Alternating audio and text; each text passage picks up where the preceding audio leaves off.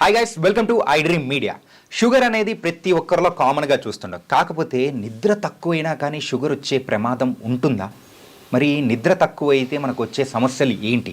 So నాకున్న ఈ doubts మీకు కూడా ఉండే ఉంటాయి. మరి ఈ డౌట్స్ అన్నీ కూడా క్లారిఫై చేయడానికి డాక్టర్ చేతన్ రాజు గారు, హోమియోపతి నిపుణులు మనతో పాటు ఉన్నారు. మరి ఆయన్ని అడిగి తెలుసుకుందాం. Hi sir, welcome to I dream media. Hello sir. Yeah sir, నిద్ర తక్కువ అయితే డయాబెటీస్ వచ్చే ఛాన్స్ ఉంటుందా? అండ్ దాంతోపాటు ఇంకో క్వశ్చన్ ఏంటంటే, అసలు నిద్ర తక్కువ అవడం వల్ల వచ్చే అంటే ఎఫెక్ట్స్ ఏంటి మనిషికి? మన దగ్గర బాంబే నుంచి ఒక ఫేమస్ పర్సనాలిటీ, ఫిల్మ్ ఇండస్ట్రీలో పనిచేసే వాళ్ళు వచ్చారనమాట ట్రీట్మెంట్కి. అయితే ఆ పేషెంట్కి డయాబెటీస్ ఉంది.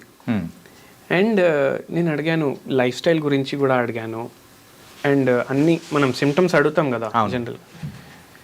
So what that patient was expressing అంటే, నేను ఓన్లీ 4 గంటలే పడుకుంటా, ఓన్లీ 4 గంటలు పడుకుంటా, మొత్తం పని చేస్తా, మొత్తం రోజు నేను ఎంత హార్డ్ వర్క్ చేస్తా అంటే అంత హార్డ్ వర్క్ చేస్తా, నేను ఎన్ని క్యాలరీలు బర్న్ చేస్తా, అయినా నాకు షుగర్ ఎందుకు వచ్చిందని అడిగాను.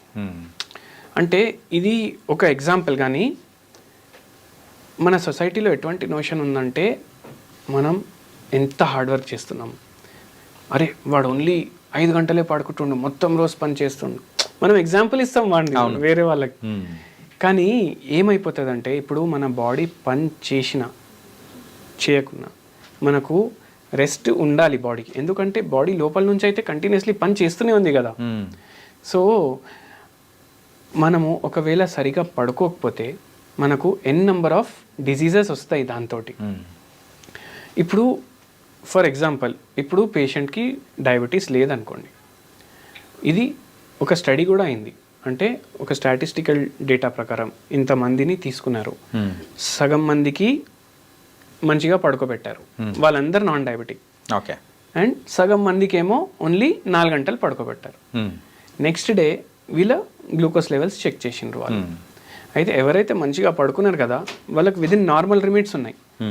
కానీ ఎవరైతే సరిగా పడుకోలేదు వాళ్ళ లిటిల్ అబౌవ్ నార్మల్ లిమిట్స్ ఉంది. అంటే 1 నైటే మనం సరిగా పడుకోకపోతే మన షుగర్ లెవెల్స్ ఆల్టర్ అయిపోతుంది. అండ్ ఇప్పుడు మనం ఇట్లనే చేస్తే ఏమవుతుంది? ఇట్లనే చేస్తే ఇప్పుడు ఇవాళ మీరు సరిగా నిద్రపోలేదు, మీరు డయాబెటిక్ అని అనుకోండి, రేపు మీకు డల్నెస్ అయితే ఉంటుంది. డల్నెస్తో పాటు ఏమవుతుంది, ఇప్పుడు మీరు పని చేయాలి. మీరు పని చేయాలంటే మీరు మంచిగా తినాలి, ఎందుకంటే ఎనర్జీ వస్తే మనం పని చేస్తాం. సో ఆ బ్రెయిన్ని యాక్టివ్ పెట్టడానికి మీరు న్యాచురలీ మీరు ఎక్కువ తినడం స్టార్ట్ చేస్తారు నెక్స్ట్ డే. ఓకే. ఎక్కువ క్యాలరీలు వేస్తాం. అండ్ ఎక్కువ క్యాలరీలు వేయడం వల్ల మనకు ఇన్సులిన్ రెసిస్టెన్స్ ఆల్రెడీ ఉంది బాడీలో. అంటే మన కార్బోహైడ్రేట్ మెటబాలిజం సరిగా లేదు.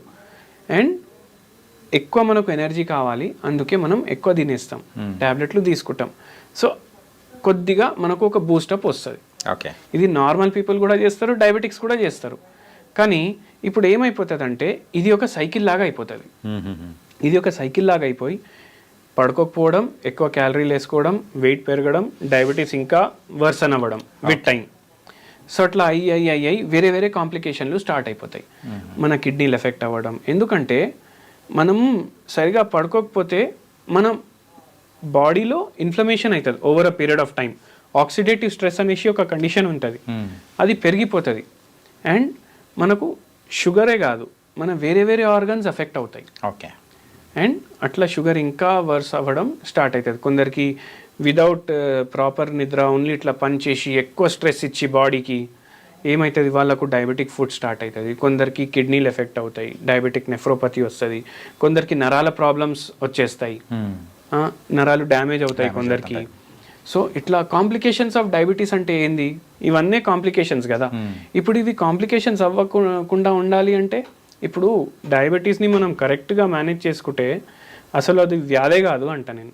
ఎందుకంటే ఇప్పుడు డయాబెటీస్ వచ్చింది, మన లైఫ్ స్టైల్ మనం కరెక్ట్గా మెయింటైన్ చేసుకోవడం స్టార్ట్ చేస్తాం చాలామంది. సో ఏమైపోతుంది, ఆ షుగర్ లెవెల్స్ అసలు ఫ్లక్చువేట్ అవ్వవు. ఎంతమందికి అసలు మందే అవసరం పడదు. ఓకే. వాళ్ళు కరెక్ట్గా లైఫ్ స్టైల్ మెయింటైన్ చేసుకుంటే. కానీ పేషెంట్స్ మన దగ్గర చాలా లేట్ వస్తారు. సో అప్పుడు మనం మందులు ఇవ్వడం అసలు అది ఇంపార్టెంట్ అయిపోతుంది. ఓకే. సో కానీ డయాబెటీస్ మీకు డయాగ్నోజ్ అయింది, మీరు లైఫ్ స్టైల్ మంచిగా మెయింటైన్ చేసుకుంటున్నారు, మంచిగా పడుకుంటున్నారు, కరెక్ట్ తింటున్నారు, ఫిజికల్ యాక్టివిటీ పెడుతున్నారు, ఎవరి గురించి పట్టించుకుంటలేరు, అది వెరీ ఇంపార్టెంట్. స్ట్రెస్ ఓకే, ఎవరి గురించి పట్టించుకుంటలేరు అంటే మీకు షుగర్ లెవెల్స్ నార్మల్ ఉంటాయి. ఓకే సార్, మరి దీనికి మన హోమియోపతిలో కానీ ఎలాంటి సొల్యూషన్స్ కానీ ఎట్లా ఏమైనా ఉంటుందా? అంటే కొంతమందికి కొన్ని ఇష్యూస్ వల్ల కూడా నిద్ర తక్కువ అనేది అవుతూ ఉంటుంది. సో దానికి అట్లాంటివి ఏమైనా మన దగ్గర ఉన్నాయా? నిద్ర సరిగా రాకపోవడానికి మల్టిపుల్ రీజన్స్ ఉంటాయి. ఇప్పుడు ఇన్సామ్నియా ఉంది ఫర్ ఎగ్జాంపుల్, ఇది నిద్ర సరిగా రాకపోవడం. నిద్ర సరిగా రాకపోతే పేషెంట్స్ ఏం చేస్తారు, వేరే వేరే టెక్నిక్స్ చేస్తారు. అంటే కొందరు ఏమనుకుంటారు, ఎక్కువ ఎక్సర్సైజ్ చేస్తే నిద్ర వస్తుంది అనేసి. కానీ అట్లా లేదు. ఇప్పుడు మీకు నిద్ర ఎందుకు వస్తలేదు అది మనం ఫైండ్ అవుట్ చేయాలి. మీకు యాంగ్జైటీ ప్రాబ్లం ఏమైనా ఉందా, డిప్రెషన్ ప్రాబ్లం ఏమైనా ఉందా, మీకు ఉన్న రోగాలకు మీరు వాడే మందుల వల్ల మీకు నిద్ర రావట్లేదా, ఇట్లా మల్టిపుల్ ఫ్యాక్టర్స్ ఉంటాయి.